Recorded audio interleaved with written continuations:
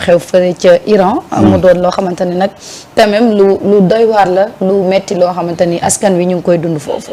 waaw muy song gi nga xam ne Israël actuellement mi ngi koy def songante la sax. songante la de. ndax ba Israël defee ay frappe Iran dafa répliquer. Mais malheureusement dans cette affaire-là il y a ce qu'on appelle de la manipulation médiatique et communicationnelle parce que tey à l'état actuel boo sukkandikoo ci les médias occidentaux on a l'impression que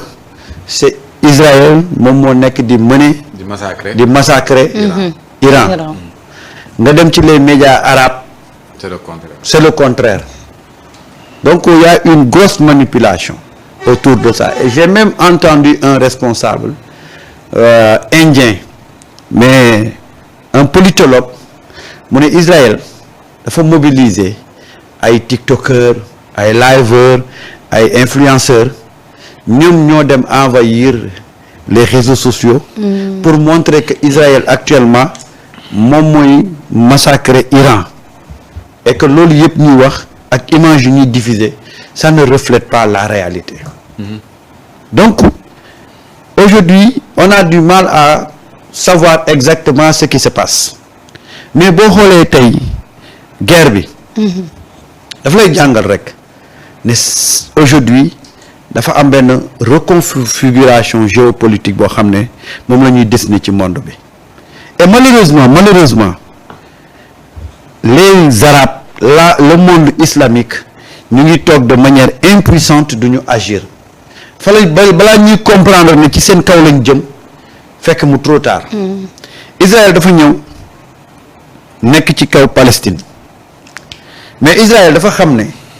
bi muy anéantir Palestine bi mu koy envahir benn dëkk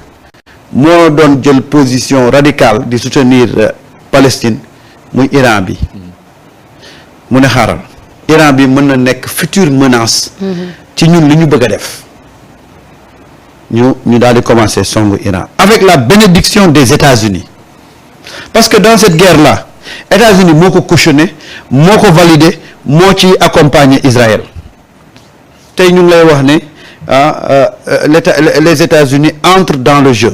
parce que boo xoolee ñu ne ñu ngi déployer seen navires de guerre et du matériel au Moyen-Orient pour protéger Israël officiellement dañ ne pour protéger Israël mais dañu bokk ci xeex bi parce que tey seen objectif mooy avoir une mainmise ci le Moyen-Orient boo gisee kii bi mu ñëwee Donald Trump bi mu ñëwee pourquoi il n'a pas inquiété Poutine ci li mu doon def Ukraine c'est-à-dire que y a un accord tacite mooy Poutine je te laisse faire en Ukraine et tu nous laisses faire au Moyen-Orient léegi Poutine mu ngi Ukraine di fexe nu muy gën a defee expansion yam ñii di Israël parce que en réalité Israël guerre bi muy mëne nii c'est États-Unis ñoo nekk ci gannaaw États-Unis kese ñoo nekk ci gannaaw gis nga États-Unis li mu defoon Irak te mu ñaawoon loolu quand les États-Unis ont voulu s'emparer du pétrole irakien xam nga dañu créer ne Irak dafa am ay installation nucléaire ñu xoolal ñu def ci tout un tapage médiatique keroog ba ñuy songu Irak keroog bateau Amérique bi mu ngi costé ca Irak ñu commencé tànk pétrole Irak parce que en réalité États-Unis dafa bëggoon jël les ressources yi Irak amoon mu ñaawoon lool parce que après pratiquement les gens ont compris que prétexte bi taxoon ñu songu Irak c'était pas vrai. Il y avait même une journaliste qui avait publié à l'époque dem ci biir installation yi gis ne États-Unis ils avaient menti te journaliste boobu keroog ba mu publier loolu keroog lañ ko gëj a gis léegi nag pour mu bañ a reproduire li mu defoon Irak parce que à l'époque c'était vilain te ku xam États-Unis xam ne c'est le peuple le plus critique ñoom ak loo mënti même si c'est dans l'intérêt des Américains si c'est pas logique si c'est pas du lu jaadu les Américains dañuy jóg wax la carrément ne la lii c'est pas léegi nag pour mu bañ a defaat loolu bi yoon dafa nekk ci gannaaw Israël lan lay prétexter tey ne dafa bëgg détruire les installations nucléaires de l'Iran mais xam nga ci lan lañ jëm ressources Iran yi nekk Iran ci lañ bëgg a teg loxo kese te gis nga bu ñu toogee di seetaan bu ñu paree ci Iran pays yi fa nekk yëpp nekk ay pays yu riches au Moyen-Orient les gens vont mettre la main là-dessus malheureusement le monde arabe pour des intérêts personnels ñu ngi toog di xool on attaque les pays arabes et personne ne bronche personne et c'est dommage ils ont commencé par la Palestine mais na la wóor ne ils vont continuer Saliou comme sa jàngate tam par rapport ak conflit bi nga xam ne moom lañu gis jamono ji waaw Mariétou le problème iranien c'est juste la conclusion de ce que les Israéliens ont commencé sous la couverture des Américains parce que man dama jàpp ni keroog maa si am nañu suna waxtaan am nañu li man Israël soo sañ-sañ song Iran c'est que iranien ñoo leen ko may à cause de leur attentisme parce que en 2020 suñu fàttali ko bu baax ya amoon nañu benn général kon qui s'appelait Qassim Soleimani dañ ko fëgg missile en Irak rey ko mu téye te kooku moo nekkoon le général qui gérait la force Al-Quds mooy c'est-à-dire la force des opérations extérieures mooy c'est-à-dire moom moo doon gérer le Hezbollah moo doon gérer nu mu tudd le Hamas et tout ça c'est lui qui était chargé de ça on l'appelait sax le commandant de l'ombre moom la ñu ko rey boobu ñu ko rey ba pare ça c'était en 2020 ils ont commencé léegi nag attaquer Liban xool Hassan Nasrallah et ses généraux ak ñi topp ñëpp éliminer leen ñu jógee foofu ñu dem kii nu mu deti Syrie ñu armé foofu Al-Qaïda parce que on sait que Al-Qaïda c'est un démembrement spécial des États-Unis et tout ça ñu dem xeexi contre Bachar al-Assad ñu jële ko foofu est-ce que tu vois mu des les rebelles houthis américains yi jóg ak seen F-35 bombardé leen bombardé parce que quoi qu'on puisse dire amuñu force ñoom bu bëri parce que ñoom sont entre deux conflits ñooy xeex ak Arabie Saoudite ñooy xeex ak américains ñooy xeex ak Israël en même temps alors que c'est pas encore une chose donc tu vois li nag gis nga ñetti yooyu c'est ce qu'on appelle les proxys de l'Iran c'est-à-dire nii que Iran dafa amoon le Hezbollah le Hamas si tu regardes ça man je fais partie de ceux qui disent ni que Israël moo bàyyi il a fermé les yeux parce que y a des informations qui disent que Israël savait ni que le Hamas allait les attaquer parce que moom mënu ma concevoir Israël avec tout son renseignement ñu xamuñu yëguñu le Hamas ñu muy traversé ñoo ils ont mis 2 heures de temps avant de venir non il le savait très bien mais c'est le prétexte le prétexte c'était comment naka la ñuy duggee biir Gaza am une légitimité pour pouvoir les exterminer ils ont laissé faire les attaques de trucs qui s'est passé en Israël et ensuite gis nañ luñ fa def ils ont déclaré ni le droit de réponse soo xool ba dëkk tubaab naafeqi ak États-Unis ñoom ñëpp a taxawoon ne ni que ils ont un droit de réponse bon ñu jógee ci loolu ñu bëm waa le Hamas détruire leen benn kii ñu dem ba yaakaar ni ils les ont détruits après le Hamas foofu tamit il a fait une erreur dafa commencé waat génne waat encore di wane ses troupes seen torda la guerre a repris encore de plus belle tout à fait les proxys ont été éliminés proxys sont éliminés de l'autre côté rey nañ benn général mooy Qassim Soleimani qui était quelqu'un d'important dans la chaîne de commandement il s'est rien passé iranien man je dis que y a une grosse partie bi nga xam ils sont responsables il s'est rien passé chaque fois dañuy génne on va se venger israéliens yi gën a am fit matt nañ benn yoon réagir mais dañ leen mataat ñu gën a am fit ñu commencé leen na di def ay attaques di commencer di laal di dugg sa biir territoire mais c'est ce que je peux pas concevoir qu'un état qui se dit assez puissant parce que l'Iran quoi qu'on puisse dire c'est un état bi nga xam ne ñëpp war nañu si bàyyi xel c'est un état bi nga xam ne il vit depuis des décennies sous un embargo Iran il a pu développer mooy raffiner boppam pétrole absolument il a pu développer un système militaire performant ba ñëpp ñu ngi koy xool dinaa ñii en matière de drone ils sont très forts des missiles balistiques iraniens ils les ont te iraniens c'est pas des arabes ce sont des perses il y a une différence gars yi ñoo yaakaar ni que y a une différence entre les peuples les Iraniens ce sont des Perses il y a les Arabes il y a les Perses te ñoom seen maam yi mosuñu leen jàpp de waaw dans soo xoolee sax dans l'histoire des guerres et tout ça ils ont tous ils étaient des de redoutables combattants donc léegi gars yi doo ñëw commencé laal benn yoon mooy rey nañ benn général après ñu rey scientifique commencé di rey scientifique yi benn par benn maa doon lire keroog benn article je sais même pas si l'information elle est réellement vraie mais on disait ni que ils ont eu des informations pour la chaîne de commandement au niveau du nucléaire iranien à travers l'AIEA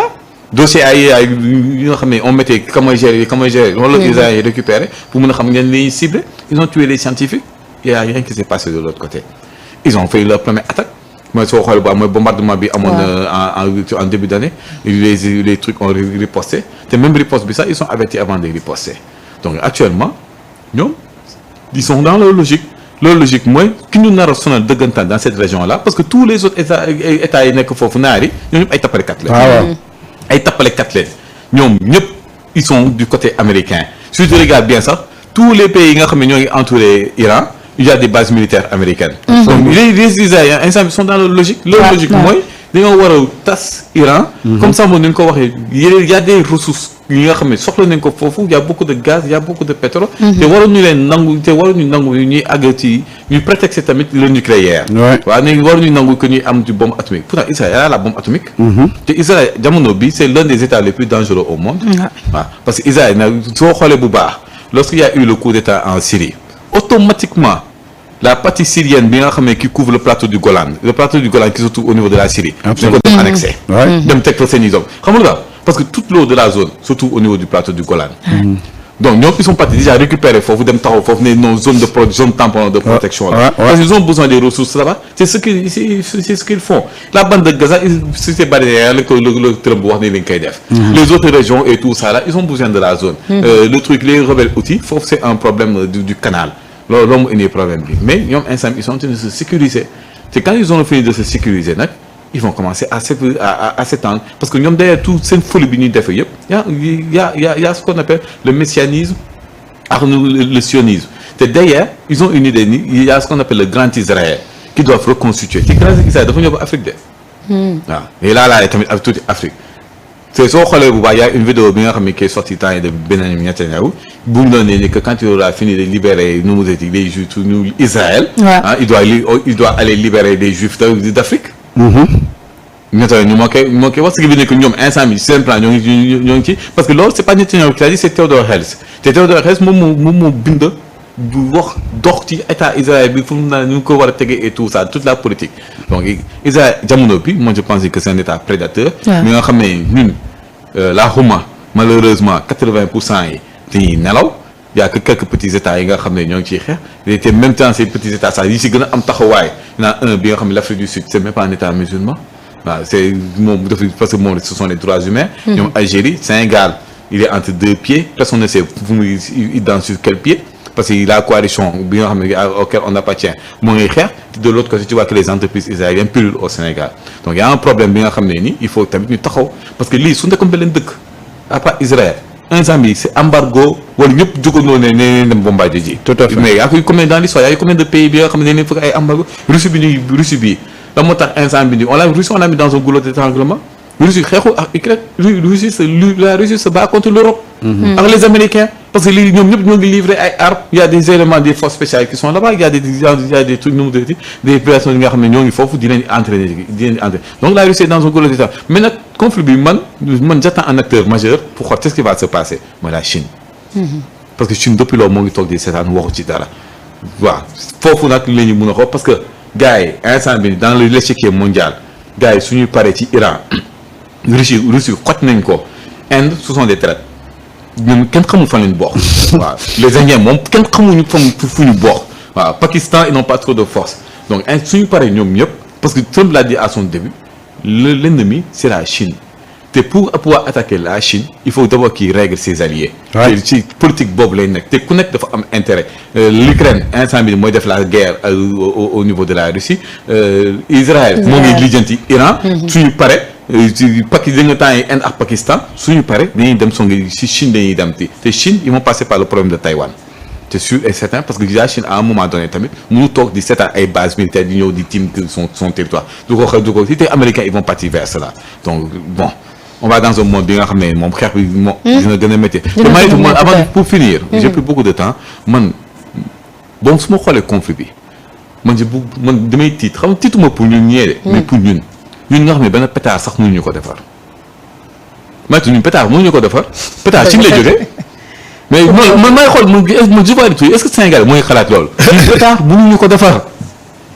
ñii il parle de bouclier anti-missile de missile hypersonique de missile à longue portée. C'est grave. pétard mënuñu ko defar. Oui, mais moi je pense que ils vont quelque part